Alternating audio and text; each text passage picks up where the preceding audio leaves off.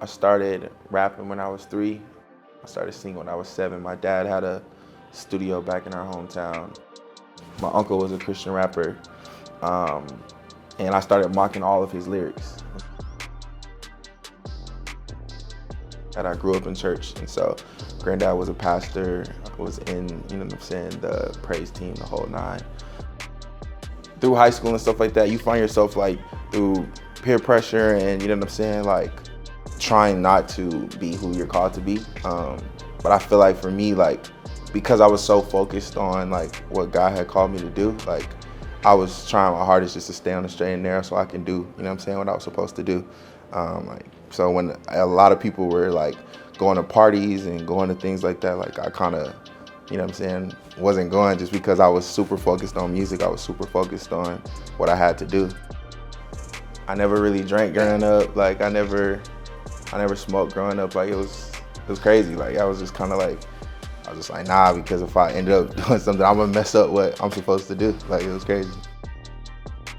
I would wake up, I would do chores around the house, and then I would run rapping my whole set, like up and down the hill. And then I would shower, and then I would talk to my dad every day about what I read in the Bible. And then after that, I would work on music and I would work on school. And so that was kind of my life, like every day for probably like 3 or 4 years before I came out on the label. At this point, I was like 17, 18 years old, about to come out on Toby record label.